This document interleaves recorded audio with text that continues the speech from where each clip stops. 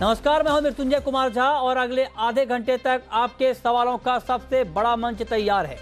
अगर आपने कमोडिटी में ट्रेड किया है या फिर नया ट्रेड करना चाहते हैं, जानना चाहते हैं कि आपके लिए कहां पर कमाई के मौके हैं, तो सवाल पूछिए। जानिए कि आपके लिए बाजार में कहां पर कमाई के मौके बनेंगे।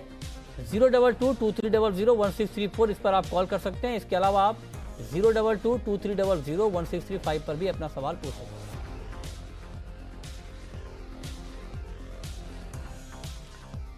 और आइए अब आपको सबसे पहले दिखाते हैं कि आज पूरे दिन मार्केट में क्या एक्शन रहा है। और शुरुआत करते हैं एग्री मार्केट से। एग्री में गोल्ड में 79 रुपये की तेज़ी इस वक्त है। चांदी का भाव करीब 190 रुपये ऊपर है और 37,160 के स्तर पर यहाँ पर ट्रेड हो रहा है चांदी, और गोल्ड 31,641 के स्तर पर। इसके अलावा अगर बात करें क्रूड की, तो क्रूड में भी जो एक रफ्तार का माहौल बना था, आज उस रफ्तार पर ब्रेक तो है लेकिन गिरावट ज़्यादा नहीं है। तो अब सवाल ये है कि अब यहाँ से बुलियन क्रूड का मार्केट जाएगा कहाँ, ये बताने के लिए हमारे साथ फोन लाइन पर हैं प्रथमेश माल्या और साथ ही मनोज जैन। आप दोनों का बहुत बहुत स्वागत है। मनोज जी, मेरा पहला सवाल आपसे ही होगा कि गोल्ड में और कितनी तेज़ी आप देख रहे हैं आज के कारोबार में? नमस्कार मृत्युंजय। गोल्ड में तेजी की गुंजाइश नहीं लगती है, एक बाउंस बैक कह सकते हैं, क्योंकि इंटरनेशनल मार्केट में कीमतें जो है वो $1275 के ऊपर सस्टेन नहीं हो पा रही है और डॉलर इंडेक्स में भी मजबूती देखने को मिल रही है। तो मेरा मानना है कि जो तेजी है वो कहीं ना कहीं 31,680 31,700 के आसपास थमती हुई दिखेगी। तो वहां पे मेरे हिसाब से सेलिंग का रणनीति करना चाहिए। 31,800 के ऊपर का एक स्टॉप लॉस रख के कीमतें फिर से एक बार हो सकता है $1265 $1266 तक जो है दिखा सकती है। और भारतीय बाजारों की अगर बात करें तो 31,450 से 31,480 के स्तर जो है फिर से एक बार देखने को मिल सकते हैं। ओके, ठीक है। ये गोल्ड में आप कह रहे हैं कि 31,620 का लेवल है, लेकिन जो मीडियम टू लॉन्ग टर्म के लिए मनोज जी ट्रेड करना चाहते हैं, क्या उनके लिए ये सही भाव है इन्वेस्टमेंट का, बाइंग का, या वेट करें थोड़ा सा वेट करना चाहिए मृत्युंजय। मेरा मानना है कि $1250 के आसपास एक बार कीमतें आनी चाहिए, क्योंकि जिस तरह से डॉलर इंडेक्स में मजबूती देखने को मिल रही है और जिस तरह से ब्रेकआउट भी हुआ है, तो वहां पे एक बार 98 एंड हाफ तक के स्तर देखने को मिल सकते हैं। तो उस लिहाज से $1250 का स्तर एक बार इंटरनेशनल मार्केट में गोल्ड में देखने को मिल सकता है। इन्वेस्टमेंट के लिहाज से जो लंबी अवधि के निवेशक हैं उनको एक बार 31,200 31,300 के स्तरों का वेट करना चाहिए। ठीक है, तो ये राय आपके लिए गोल्ड पर है कि आपको ट्रेड कैसे करना है और इन्वेस्टमेंट कैसे करना है। आगे बढ़ते हैं, अब बात करते हैं सिल्वर की। प्रथमेश माल्या जी, चांदी पर क्या व्यू है आपका? चांदी में अगर अभी ट्रेड करना हो तो क्या करें?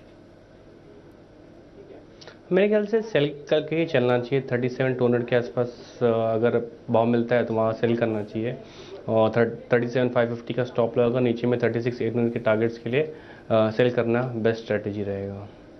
ठीक है, ये राय आपके लिए सिल्वर पर है। आगे बढ़ते हैं, अब बात करते हैं क्रूड की। क्रूड में आज की सुस्ती को किस तरह से देखा जाए मनोज जी? क्या ये माना जाए कि अब क्रूड का मार्केट, क्रूड की जो तेज़ी है वो अब पूरी हो चुकी है, अब यहाँ से मार्केट करेक्ट होना शुरू होगा, या फिर आपको लगता है कि चूंकि फंडामेंटल मार्केट के काफ़ी मजबूत हो गए हैं तो अभी कमजोरी की संभावना है?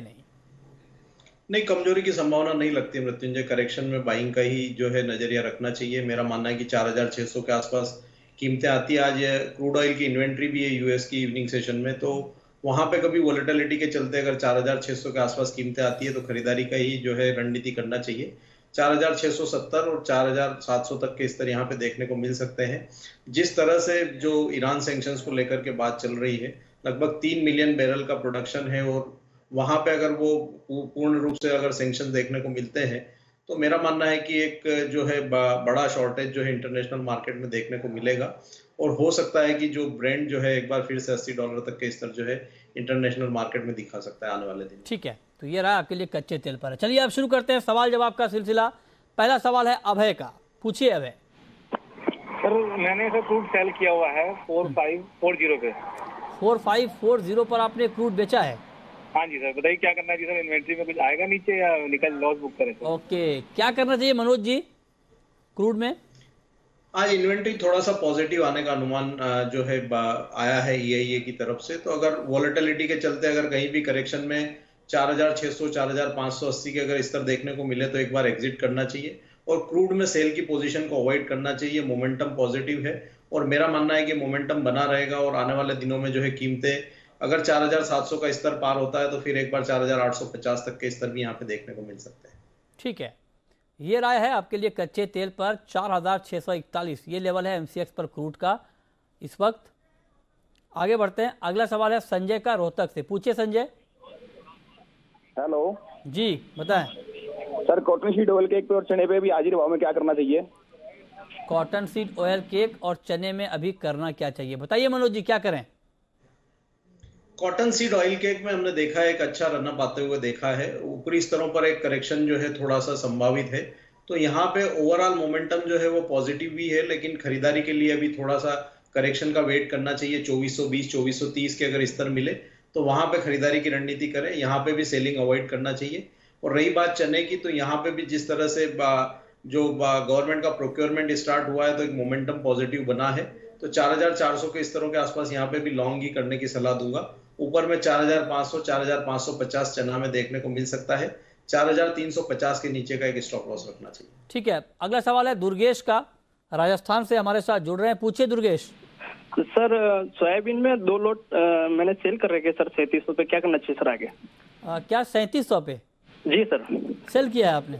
जी सर, 2 लोट सेल कर रखे हैं 3700 के भाव पे। तो मनोज जी ठीक ट्रेड है इनका, अभी रुकना चाहिए, दाम नीचे आएंगे? सोयाबीन में एक प्रेशर देखने को मिल रहा है और कल जिस तरह से सीबीओटी पे भी प्रेशर बनता हुआ दिखा था, तो मेरा मानना है कि यहाँ पे दबाव देखने को मिल सकता है। स्टॉप लॉस थोड़ा सा इनको लंबा रखना पड़ेगा, क्योंकि जो इन्होंने पोजीशन थोड़ी नीचे के लेवल पे सेल की है, तो 3800 का एक स्टॉप लॉस रखे। नीचे में 3650 3660 एक बार देखने को मिल सकता है, वहां पे सेल की पोजीशन से एग्जिट करना चाहिए। ठीक है, चलिए आगे बढ़ते हैं। अगला सवाल अनीश का है, जयपुर से। पूछिए अनीश। हाँ जी, नमस्कार जी। नमस्कार, पूछिए। सर, मेरा सवाल है निकल पे और नेचुरल गैस पे प्रेजेंट भाव पे क्या करना चाहिए दोनों पे? निकल और नेचुरल गैस पर ताज़ा भाव पर करना क्या चाहिए, बताइए प्रथमेश माल्या जी, क्या करें? बिल्कुल ताज़ा भाव पर, करंट मार्केट प्राइस पर निकल और नेचुरल गैस में क्या करना चाहिए? निकल में मेरे ख्याल से अगर ताज़ा भाव में कुछ करना है तो एक बार के लिए बाय करके चल सकते हैं। ऊपर में 876 के लिए, जो करीब यहाँ से 12 से 14 रुपये दूर है, और आपका स्टॉप रहेगा करीब 858 रुपीज़ का। आपके लिए निकल पर है 864.50 का स्तर है, करीब 1.5 रुपये ऊपर इस वक्त ट्रेड कर रहा है। कोई बड़ी हलचल है नहीं मार्केट में, देखना होगा आगे मार्केट का मूव होता क्या है। लेकिन एग्री मार्केट में, अच्छा इस बीच हमारे साथ नीरज जुड़ रहे हैं। नीरज पूछिए, क्या पूछना चाहते हैं आप? जी, मैं गोल्ड के लिए पूछना चाह रहा हूँ। मेरा गोल्ड बाइंग पड़ा हुआ है 670 से और 720 से, तो मैं ये पूछना चाह रहा था कि ये फ्राइडे तक गोल्ड ऊपर जा सकता है या फिर यहाँ से पोजीशन अपना एग्जिट कर लूं? ठीक है, क्या इस फ्राइडे तक गोल्ड के दाम और ऊपर जाएंगे? प्रथमेश माल्या जी, आपका क्या व्यू है? मेरे ख्याल से इनको एक बार इनका भाव जो है मिल जाएगा इनकी कॉस्ट के आसपास। 31,800 का जो है वो रेजिस्टेंस जोन है। अगर गोल्ड की बात करें तो एक बार के लिए पॉसिबिलिटी दिखाई देती है, जैसे इनके भाव के आसपास एक बार एग्जिट करा ले, रुख जो है वो नीचे की तरफ का रह सकता है। ठीक है, आप कह रहे हैं कि अभी तेज़ी की उम्मीद है नहीं, लेकिन आज एग्री मार्केट में कुछ काउंटर ऐसे हैं जहां पर बड़ा एक्शन हमने देखा है, और इनमें से 2 ऐसे काउंटर हैं, कैस्टर और कोरिएंडर। यहाँ पर तूफानी तेज़ी का माहौल बना है। मनोज जी, आप तो ये बताएं कि क्या कैस्टर और जो कोरिएंडर का भाव है, ये इसकी तेज़ी थम गई है या तेज़ी अभी और बाकी है? कैस्टर में एक स्ट्रॉन्ग सपोर्ट जोन से जो है कमोडिटी ने सपोर्ट लिया है और बढ़त दिखाई है। मेरा मानना है कि ये तेजी जो है एक्सटेंड हो सकती है एक बार 6000 6050 तक, तो यहाँ पे 200 से 250 रुपए की गुंजाइश और बनती है। तो अगर बाइंग का ट्रेड है तो बने रहा जा सकता है। नीचे में 5650 के नीचे का एक स्टॉप लॉस रखना चाहिए। चलिए अगला सवाल धर्मेश का है, गुजरात से। पूछिए धर्मेश। एनजी में कहाँ से वो नया कॉन्ट्रैक्ट है, वो कहाँ से मैं यहाँ ले सकता हूँ लंबे टाइम के लिए? सवाल दोहराएंगे अपना? एनजी नेचुरल गैस में मेरे को है ना वो नया कॉन्ट्रैक्ट लेने का है। अच्छा, तो कौन से भाव से ले सकता हूँ? बताइए प्रथमेश जी, क्या नेचुरल गैस में बाई करना अभी ठीक रहेगा? आई थिंक मृत्युंजय जी, ये कंसिस्टेंटली फॉलिंग जोन में है और फॉलिंग नाइफ को पकड़ना नहीं चाहिए, तो बाय नहीं करना चाहिए। ऐसे सिग्नल्स अभी दिखाई नहीं दे रहे हैं इसमें।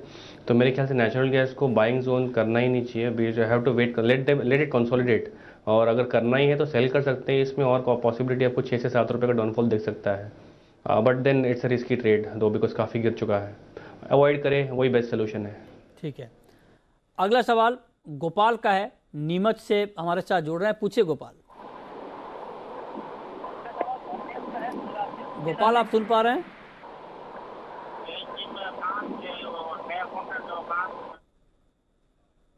सोया ऑयल पर ये पूछना चाह रहे हैं। ठीक है, बताइए मनोज जी, सोया तेल में आज हालांकि करीब आधा फीसदी की मजबूती हमने देखी है, 743 के ऊपर काउंटर ट्रेड कर रहा है, क्या अभी और तेजी की उम्मीद है? सोया ऑयल में अप्रैल जो महीने की एक्सपायरी है उसके बाद हमने लगभग 3 से 4% की तेजी बनते हुए देखी है, और अब ये रेजिस्टेंस जोन के आसपास आ चुका है। 745 से 750 जो है वो एक स्ट्रॉन्ग रेजिस्टेंस जोन है। तो मेरा मानना है कि अगर बाइंग का पोजीशन हो तो 745 के आसपास मुनाफा वसूली करना चाहिए, और फ्रेश बाइंग जो है वो वर्तमान स्तरों पर अवॉइड करना चाहिए। ठीक है, तो ये राय आपके लिए है सोया ऑयल में कि करना क्या है। अगला सवाल है रोहित का। रोहित पूछिए। करंट मार्केट प्राइस से जिंक और कॉपर का पोजीशन जानना चाहता हूँ, क्या करूँ? जिंक और कॉपर का आउटलुक आप जानना चाहते हैं। आज थोड़ी सी तेजी यहाँ पर दिख रही है, बताइए प्रथमेश जी, जिंक और कॉपर का क्या आउटलुक आप देख रहे हैं? कॉपर में इनको बाई करना चाहिए। अभी 448 पे चल रहा है, अगर बाई करना है तो कर सकते हैं। सॉरी, सेल करना चाहिए 450 के आसपास। स्टॉप लॉस रहेगा 454 का, और नीचे में टारगेट्स रहेंगे करीब 444 का, तो नीचे की तरफ फॉरवर्ड रह सकता है। और वैसे ही जिंक में अगर कुछ करना है इनको, तो जिंक फिलहाल चल रहा है 225 के आसपास, पॉसिबिलिटी है नीचे की तरफ आने का, और 222 के आसपास। तो मेरे ख्याल से अगर करंट भाव पे कुछ करना है तो 226 के आसपास आप सेल कर सकते हो, 228 का स्टॉप लगाकर नीचे में करीब 223 और 221 का टारगेट्स रह सकते हो जिंक में। ठीक है, अगला सवाल पवन का है, भीलवाड़ा से हमारे साथ हैं। पूछिए पवन। पवन जी, आपको आवाज आ रही है? हाँ, आ रही है सर। पूछिए। हाँ सर। पूछिए सर नमस्कार सर, मैं मनोज जी सर से ये पूछना चाहता हूँ, ये हाँ सर आ रही है सर। मैं मनोज जी सर से ये पूछना चाहता हूँ, कॉमेक्स में सिल्वर नीचे से कितना जा सकता है सर? हाँ बताइए मनोज जी, कॉमेक्स में चांदी का भाव लोअर साइड में आप क्या देख रहे हैं? अभी अपर साइड में $15.3 एक स्ट्रॉन्ग रेजिस्टेंस है, और 14.80 सपोर्ट है। 14.80 अगर ब्रेक होता है तो मेरा मानना है कि $14 तक के लेवल भी यहाँ पे देखने को मिल सकते हैं। अभी ओवरऑल जो ट्रेंड है वो वीक ही है, तो यहाँ पे सेल ऑन राइज का ही रणनीति रखना चाहिए। मैक्सिमम जो डाउन साइड एक्सपेक्टेड है वो $14 तक जो एक बार देखने को मिल सकता है। ठीक है, चलिए आगे बढ़ते हैं। और अब हमारे साथ फोन लाइन पर अजीत है जोधपुर से। अजीत पूछिए। सर निकल बाई कर रही है 10 तरह की सर, 870 रुपए पे। निकल आपने बाई किया 870 पे? हाँ सर। ओके, 870 पर आपकी बाइंग है निकल में। बताइए क्या करना चाहिए प्रथमेश? 876 तक पॉसिबिलिटी है, वहाँ पे एग्जिट कर लेना चाहिए। 865 पे चल रहा है मेरे ख्याल से, तो इनका stop, but risk reward favourable नहीं होगा। अगर इनको शाम के सेशन में अगर मिलता है 870 872 वहाँ पे एग्जिट कर ले, पॉसिबिलिटी है 876 तक के लिए। ओके ठीक है, ये राय आप दे रहे हैं। देखते हैं कि आगे इसमें किस तरह का ट्रेंड दिखता है। ठीक है, लेकिन कुछ और काउंटर को देखते हैं कि वहाँ पर क्या ट्रेड आपको करना है। और मेटल की हमने बात की, लेकिन एल्युमिनियम, क्या एल्युमिनियम में कुछ नया ट्रेड अभी बन रहा है मनोज जी? एल्यूमिनियम में एक अच्छा रैली देखने को मिला है मृत्युंजय, और मेरा मानना है कि यहाँ पे 152 153 एक रेजिस्टेंस है, तो यहाँ पे रेजिस्टेंस जोन के आसपास ही जो कारोबार हो रहा है, तो एक बार बाइंग को अवॉइड करना चाहिए। करेक्शन में कहीं भी अगर 148 149 आए तो वहाँ पे बाइंग की रणनीति करना चाहिए। एक दायरा का कारोबार जो है इस कमोडिटी में देखने को मिल रहा है, लेकिन ऊपरी रेजिस्टेंस लेवल पे एक बार बाइंग को अवॉइड करना चाहिए। ठीक है, चलिए आगे बढ़ते हैं। अगला सवाल है आलिम का, शिकारपुर से। पूछिए आलिम। हेलो सर, मेरा सवाल प्रथमेश जी से है। सिल्वर में इंटरडे के लिए क्या करना चाहिए सर? सिल्वर में इंट्राडे के लिए क्या करना चाहिए बताइए? हाँ सर। बताइए प्रथमेश जी।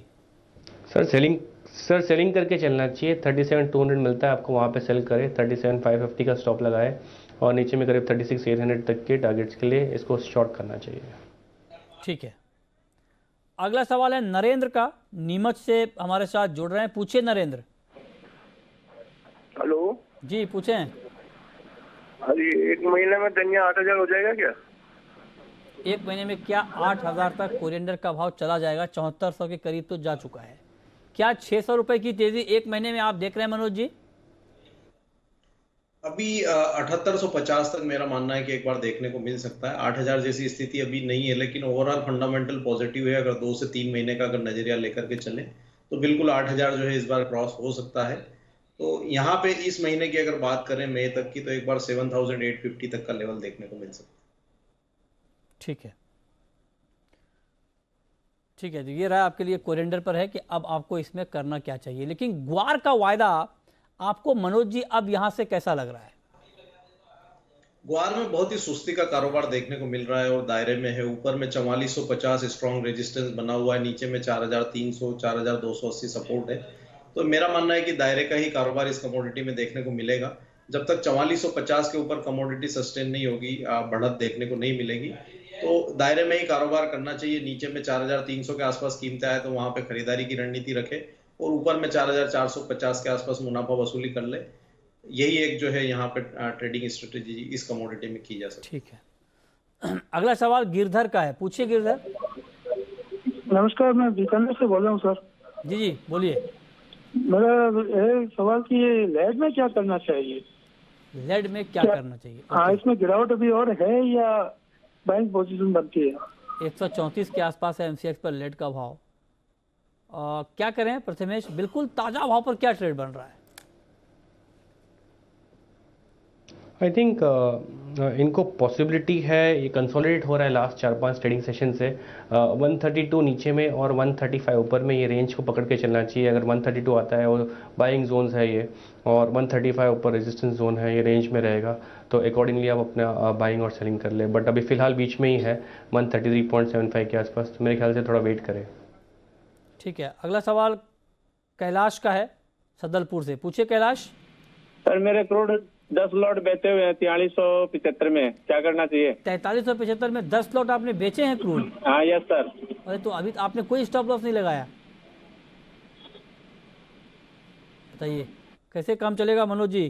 क्या करना चाहिए अब इनको? नहीं, ये काफी आउट ऑफ द मनी है और मेरा मानना है कि इसको इन द मनी कैसे बनाया जाए? 4580 4600 तक जो है करेक्शन देखने को मिल सकती है, तो वहां पे इनको सेलिंग की पोजीशन से एग्जिट होना चाहिए। ओवरऑल ट्रेंड अभी पॉजिटिव ही है, तो सेलिंग यहाँ पे अवॉइड ही रखना चाहिए। ठीक है, तो ये राय आप क्रूड के ऊपर दे रहे हैं, लेकिन अब वक्त है रैपिड फायर राउंड का।